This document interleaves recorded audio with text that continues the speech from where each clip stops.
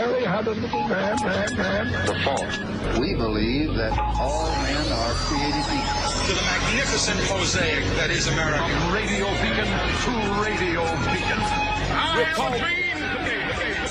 Change has come to America. Believe it. Help is on the way. Knock, knock. Who's there? It's a figment of your imagination. Randi Rhodes Show. Turn up your mind. We're called to be the Christians that God has called us to be. So that is the person that is holding themselves up to be the next governor of North Carolina, the lieutenant governor currently, Mark Robinson. Mark Robinson is offensive for many reasons. One of them is his misogyny, which is well known to the people of North Carolina. There can never, I mean, this is how it happens. This is exactly how it happens. This is how you end up with Tommy Tuberville. Okay? This is really the beginning of how a candidate becomes Tommy Tuberville. The idea that this man he has a shocking, long history of bigoted, offensive, deranged remarks, and Donald Trump endorsed him, saying he was the Martin Luther King of our time on steroids. Martin Luther King on steroids. Maybe Martin Luther King on amphetamine or Martin Luther King on acid. Yes, not Martin Luther King on anything, really. Nothing to do with Martin Luther King. This man is one of the Marjorie Taylor Greens. He's one of the Paul Gosars, okay? He is so unbelievably anti-Semitic. He actually has postings I can read to you denying the Holocaust. This is him. Quote, "There is a, all caps, reason the liberal media fills the airwaves with programs about the Nazi and the, in quotes, 6 million Jews, end quote, they murdered." That's Facebook 2017, happily putting the number of murdered Jews by the Nazis in quotes. And then the following year on his Facebook page, he wrote, quote, "This foolishness about Hitler disarming millions, in caps, of Jews and then marching them off to concentration camps is a bunch of hogwash. It's not true. The Holocaust is hogwash, okay? This is who he is. This is what he does. Actually, he's I'll just say an all-comers insulter. You know, there's nobody he won't insult. I mean, he's a full opportunity bigot. He actually said the Marvel movie, Black Panther, quote, "Created by an agnostic Jew and put to film by satanic Marxists that was only created to put the shekels out of your schwarze pockets." This is the guy that wants to be the governor of North Carolina now. Schwarze, for those of you who don't know, is a Yiddish slur for black people from the word schwarz, meaning black, okay? Like Arnold Schwarzenegger. You figure it out. But he says that this is all a plot by billionaire George Soros. And one of the other things that George Soros actually plotted and did was the kidnapping of 200 Nigerian schoolgirls in 2014 by Boko Haram. Yes, that's the Jews' fault too. Muslims are invaders.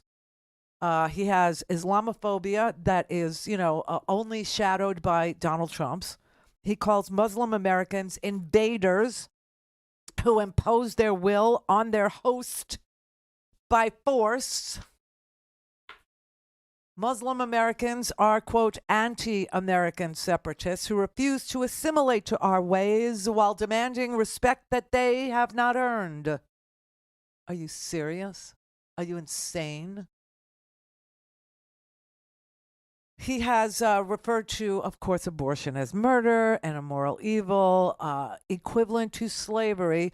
You may wonder, how do they ever get from abortion to slavery? This is the man who can connect those dots for you. see, abortion is a moral evil. Slavery is a moral evil. Therefore, they are connected through evil.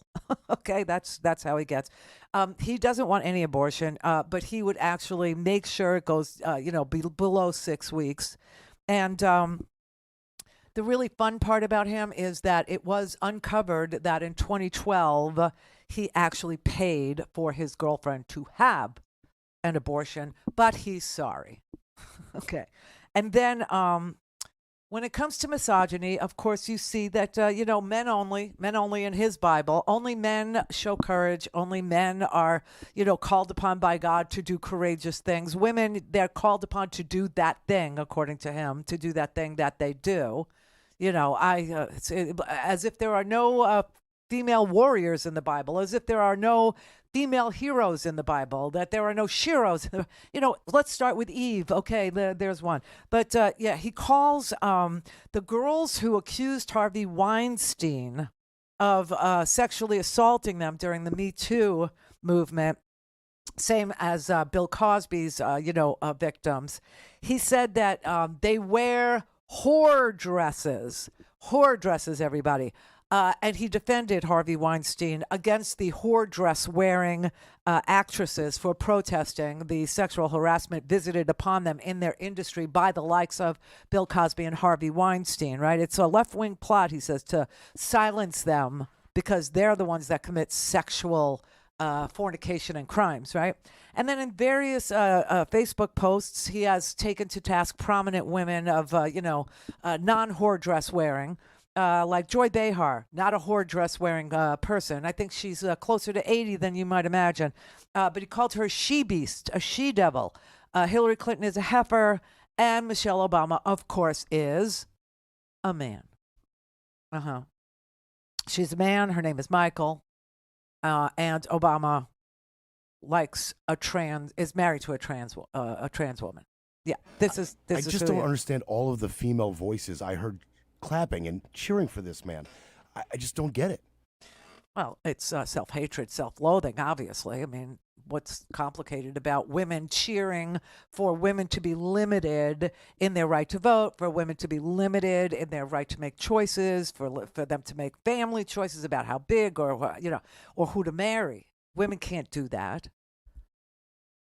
Women cannot make choices. It doesn't work out well for the men when women choose. Because sometimes we don't choose you. I mean, it's just like amazing. But listen, he is right about one thing. And I guess I'll wait for the break and play it on the other side because I want to play the whole thing. It's only about a minute and a half, okay? But he says, I edited it, okay? I edited out one of his crazy stories, but it will still be the same meaning. And in this weird way, where he's equating, all right, this is not what I mean by it, but he's equating the Bible with warfare. Okay, he talks when he talks about his Bible, when he talks about the messages that he's receiving from the Bible. The messages that he's receiving from the Bible are, of course, about Muslims being infidels and women being less than and or being whores, one or the other, and the dehumanizing rhetoric of, but it's always warlike. It's always every message he's getting from the Bible tells him to go to war, even though "Make War No More," is in there too. But no, but he's got this view of what ordinary people need to do.